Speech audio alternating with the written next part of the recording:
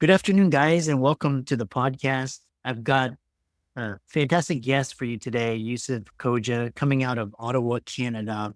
And he's got a fascinating background. He is a he's a founder of Resilient Leaders. He's also a keynote speaker and performance coach, helping a variety of clients. And I'm really happy to have him on the show to present what he has, how he helps get the audience and high income earners, doctor, lawyer, dentist. And I'm really happy to have him on. So, Yusuf, welcome. It is a pleasure to be here. Thanks for having me, Chris.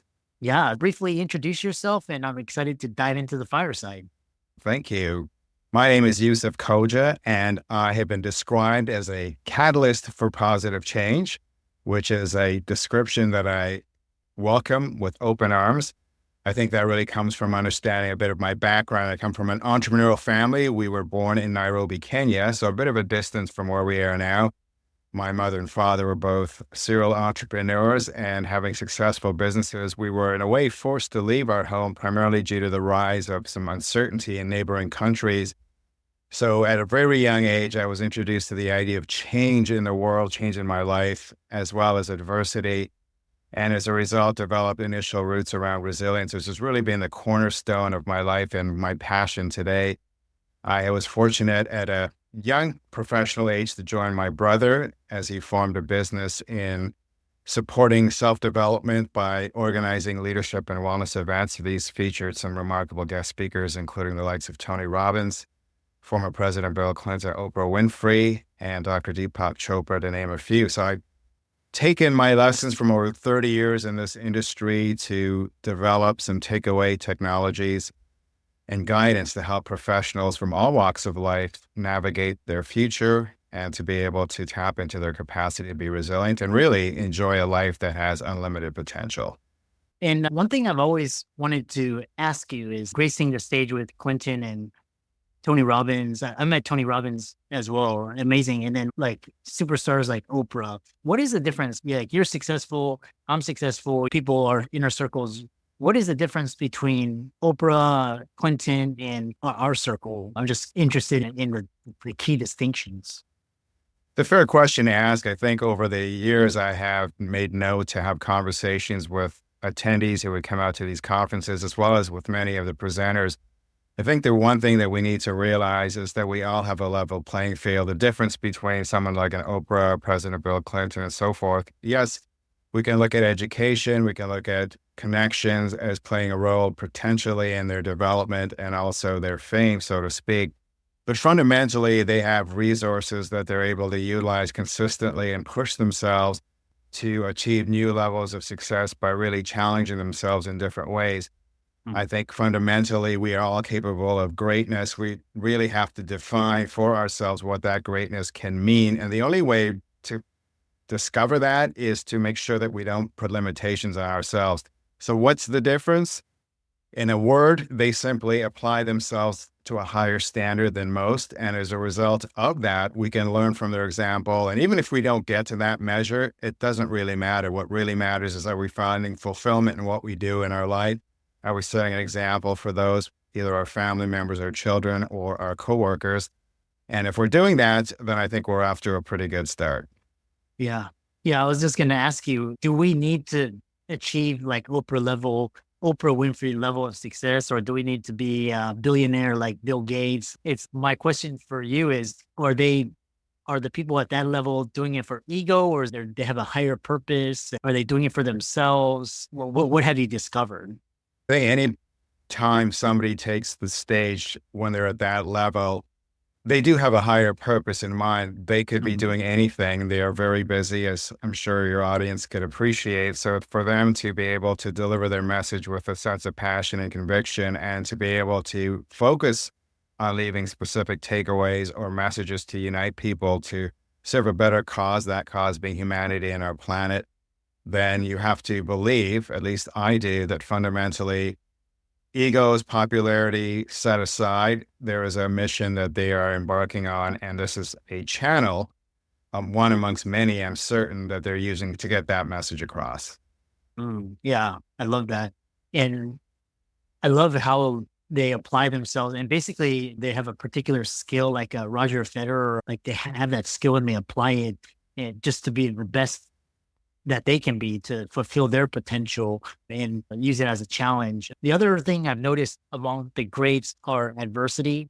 And I was just talking with the guest prior to you, and he was talking about he grew up in a orphanage and father and mother left, and he never wanted to be in that position again. So he's like financially successful. And whereas like in high school, like the popular kids or the kids that had instant success, they just live average lives. So, what is it about adversity to opportunity, and how? Why is it that some of the most greatest people have some of the worst kind of traumas? Like they could be abandonment, could be war, could be abuse. Why is that? That's an interesting question you're asking to give you a specific reason why some people face a greater level or deepness of adversity compared to others. I'm not entirely sure we can say that the universe is taking them on a course to develop a level of understanding about what they're capable of achieving, and perhaps setting an example for the rest of us to realize that as bad as we think we may have it, that in fact the grass is not always greener, and we can learn from those examples. I think it's important to understand that whatever adversity that we face in our own lives, that it can take on a high level of significance, and that even though it may not be as severe as someone else, it's still important. It's still a challenge that we need to look at it as an opportunity for self-growth and development. That's easier than said than done, because it's easy to feel good when things are going well, and it's easy to talk about how we're going to overcome the tough times when they arrive. But if we equip ourselves to be able to deal with these types of situations, and we're really talking about fostering a sense of resilience, then we have the confidence to know that whatever life's challenges are, that we will find a way to cope and to be able to learn, and also to achieve a level of performance in our personal lives, our health, our well-being, our businesses. And as a result of that, we can set an example for others to follow and feel good about a legacy that we can leave for others. Yeah, that kind of sets the stage. And you talk about transformational leadership. And the first thing is, what is transformational leadership? And can you share an example where you saw a leader transform a challenging situation into a strategic advantage? I think you're probably speaking about just about every leader in any business or organization who could tell you their stories of how they've accomplished that. I think it's important to understand what is leadership as a word, as a term. It's a very popular word. It can denote different things for different people. Some people see leadership as a responsibility to care for others, or this term authentic leadership is being used in a lot of circles today. Leadership can be defined as power, influence, or a demonstration of a level of success. But I think when you drill down into it, and you ask yourself one simple question, if you could use one word to describe leadership, at least for myself, I define it as accountability. And accountability means that we have a responsibility for ourselves and those around us to be able to navigate what life or business throws at us, and to make better inroads in terms of our capacity to understand ourselves as well as those around us. Responsibility, if you look at that even closer, what does that mean? It means we are able to respond, and that is a very empowering term. So I think if people understand leadership from a standpoint of accountability, then they'll realize that we're all leaders, regardless of whether we're running a business or leading a team. We're leaders for ourselves, first and foremost. We're leaders within our families, and we're leaders within our communities. We have accountability to ourselves and the people around us. And if we accept that responsibility, then we can say, the next question we can ask ourselves is, where are my strengths? Where can I contribute in a way that's going to make significant difference? And be honest with ourselves and say, where are the shortfalls? And there's nothing wrong with admitting to shortfalls, because that allows us to further our growth, as well as surround ourselves with people who may have talents that are beyond ours.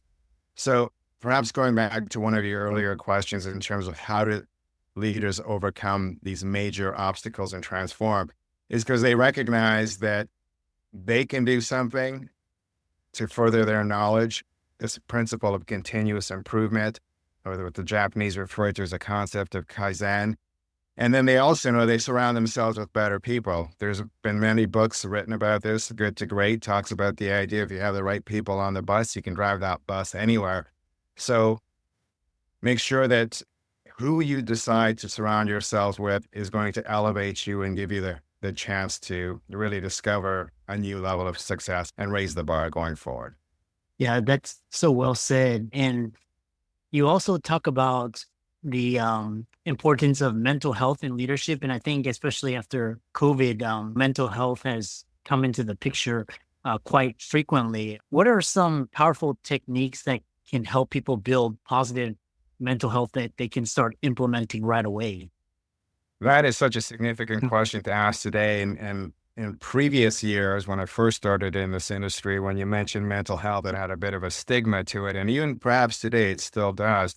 And yet mental health is a critical part to our overall performance from a professional and personal standpoint. I think when you look at mental health, you have to look at self-care as one of the driving forces. And I've had discussions over the last number of years with leaders about this whole concept of self-care, and I've delivered a number of keynotes on it to corporate settings.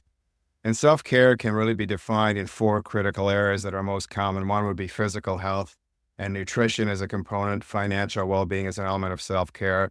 And of course, this concept of mindfulness or self-awareness is a big part of it. And then the mental health part, or the psychological well-being, can be defined or broken down into two subsets. So to give you an example, over the years, when I was involved in producing these leadership and wellness events and spoke at a number of them, when the Oprahs of the world or Tony Robbins talked about dealing with challenges and finding their resilience, the catalyst for really amplifying their resilience came down to two key tenets of self-care, one being their beliefs and mindset, and the other one being their ability to manage emotions.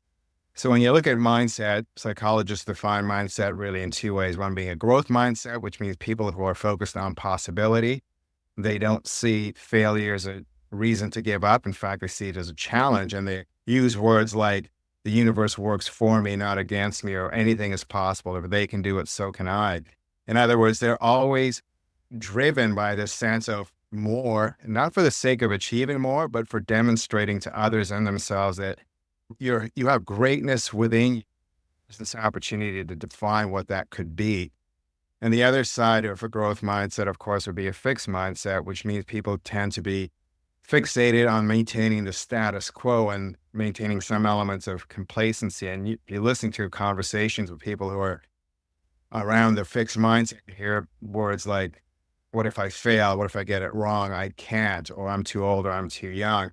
And it's important to note that we are all made up of a fixed and growth mindset. The challenge for us is to figure out how do we support ourselves and those around us in cultivating a growth mindset so it becomes part of our habit or our way of being. And one of the key ways that I've learned over the years is to recognize the power of self-talk, or what many refer to as affirmations, comments that we make to ourselves like, I can do this, or I can't do this. These conversations happen at a subconscious level continuously throughout our days, and they create a storyline which we ultimately use to define our legacy. And it's important to recognize that if the results that are being demonstrated in our lives do not align with what makes us feel happy or fulfilled, then we need to ask ourselves, what's the conversation that I'm having, and figure out a way to change that. One of the easiest ways to change it is to make the decision to change it, surround ourselves with knowledge and information that can push the envelope, and also be aware of who we are surrounding ourselves with. You know, the old saying, we are who we surround ourselves with. And that's an important variable that we need to take assessment for. The other way, of course, of developing the aspect of mental health, or let's call it positive mental health, is the emotional blueprint that I refer to. And emotions really talk about what emotions are we feeling on a daily basis. To give you an example, it's estimated that there are approximately 3,000 words in the English language to describe our emotions. 50% are estimated to be negative, 30% are positive, and 20% are considered to be neutral, which means on an average day, you and I are likely to feel a negative emotion or a positive emotion on a scale of 2 to 1. And when I mention this in conversations or at keynotes or seminars, I invite the audience to take this test themselves. So I'll invite your audience to do the same.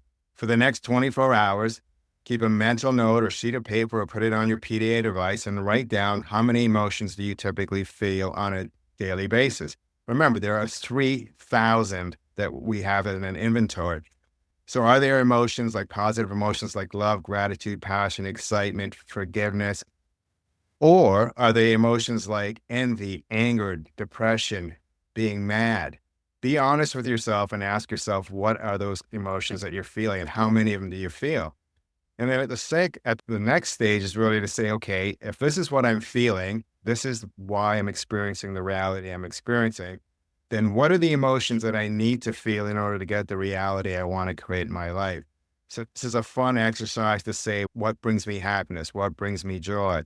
And one exercise that I started doing recently is in my journal. Almost every morning, I will write down what are the emotions I want to feel today that are going to move me towards achieving my goals. And I think if we approach that as a daily habit, we will start to change the things subconsciously that can bring us or attract to us the emotions that are going to allow us to move forward and to feel that positive mental health, so that when life throws its adversity at us, while we may regress a little bit, we know we have in our inventory a set of tools that we can draw from to be able to support that positive mental health going forward.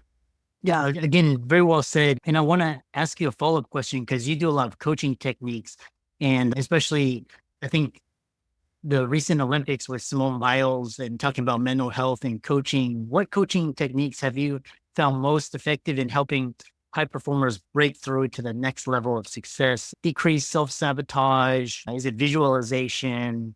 Talk about that. Sure. Coaching towards helping people achieve higher levels of performance, first and foremost, comes down to understanding what are your goals. And I think it's an important question to ask because typically most people will review their goals on average, probably once a year, usually around year's time, and they'll form their resolutions, right? And there's a reason why fitness companies have their busiest months in January or February. It's because that's the time when people will focus on those health goals. But then when you look at April, May rolling around, and I put myself in this boat as well, most people's goals or New Year's resolutions take their wayside or go to the wayside. So I think from a coaching standpoint, what I people to do is understand what are the goals that you have in your life and to look at it from a holistic standpoint, because most people will define goals as the attainment of some material asset, a car, vacation, home, etc., more money in the bank account, or status, power, prestige, influence, respect. And failure is the inability to achieve it or not have enough of those things. In other words, they see goals as a zero-sum game. But the challenge with approaching goals with that mindset is that it's human nature to avoid things that we perceive to be as painful or actually experience pain. So if we think we're not going to achieve the goal, we tend to set the bar lower. So if we don't get them, we don't feel as bad, or we don't set them at all. And we just maintain the status quo. So understanding that goals are not about achieving things, but really goals and setting a goal is a simple way to define our focus. And if we have focus, then there's a greater likelihood our actions will align with that focus to produce the desired outcome. So once we appreciate that goals are an ability to define our focus, it takes the pressure off of having to prove to ourselves that we are success versus a failure. It takes that stigma away from us. So now we have more of a freedom to explore what do we want. The next step, of course, is to identify what do we want. And if we look at goals from a holistic standpoint, we can break them down into toys and adventure, financial goals, career or business goals, relationship goals. These could be from a family standpoint or on a romantic standpoint. And then we can look at things like contribution goals. What do we want to give back to the world, to the community, to others in general? When we have that robust outlook to our life, when we define our life based on so many wonderful parameters, we can then dive into a creative brainstorm to say, what do I want to achieve in these key areas, and be totally childlike in that approach where there are no expectations. This is our life. This is what we want. And when we break it down at that level, our brain goes into a free flow state to come up with ideas. I think it was Steven Spielberg who once said, the universe doesn't shout at us, but it often whispers. And we all have that creativity within us that is actually crying to find time to express itself. And it's through this free flow of goal setting that our mind or subconscious mind can release this to our conscious mind. We can write these down. We can then prioritize and this is purely subjective, what's most important to me in my life, in my business, in my health, etc. And then we can assign the timelines to them in 5 years, 3 years, 1 year, 6 months from now. Where do I want to be in relation to these goals? This makes it more real. It aligns with a schedule that we have been conditioned to adopt since we've been going to school. We're all used to working with schedules, so our mind will automatically work around that schedule. And then by sheer repetition, as I mentioned earlier, having a journal to review these goals, it allows us to zero in our focus so that while our conscious mind is busy living our day-to-day lives, our subconscious mind, through what is called the reticular activating system, or RAS, is automatically focusing on those things in the environment that are going to manifest those goals and push us in that direction. So many times when I've coached people on this particular topic, and even in listening to others who have already achieved their goals, they've always said the same thing, whether it's an athlete or it's a business person or just somebody in their lives. And the phrase is, never in my wildest dream did I ever expect things to be so good or turn out so great. And what that tells me is when anybody commits to incremental improvements towards moving towards their goals, they will have an exponential result. And I'll say that again. Commitment to incremental steps towards achieving any goal will lead to an exponential result over time. That result can be both positive or negative, so you need to be careful where that focus is going.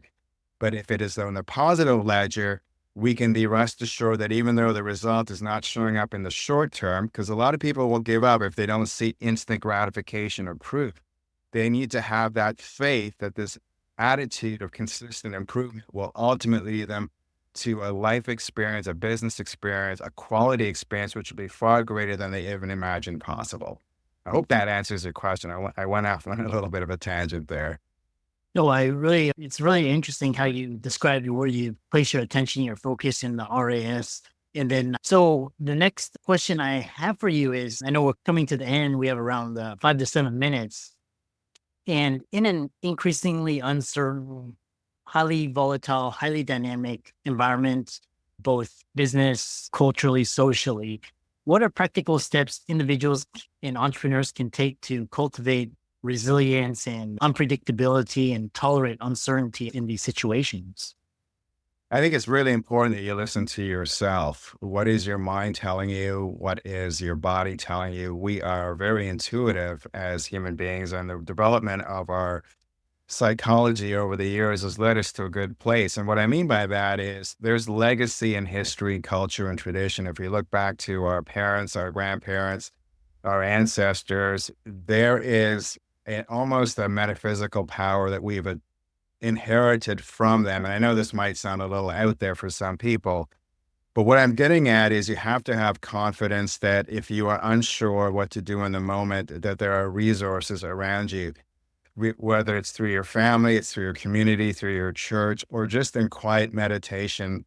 I believe it was the late Wayne Dyer who once said is that when we allow our mind to be still, the universe speaks to us. That energy that is already in existence and has been in existence for millennia is there for all of us. We have to believe that the answers that we seek will come to us in time. It is important that we have patience. And in the meantime, while we wait for these answers to define themselves or represent themselves in the natural format that they're going to happen. So how does that happen? It's called intuition. It's called a gut feeling. It's called moments of inspiration.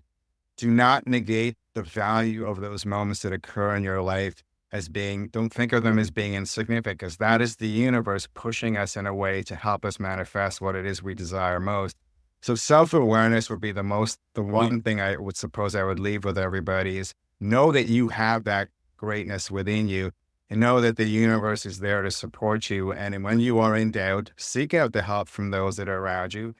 Read books, listen to seminars, great podcasts like this one, and take time to meditate, and eventually you'll find your way forward. It's almost a virtual guarantee. It will happen.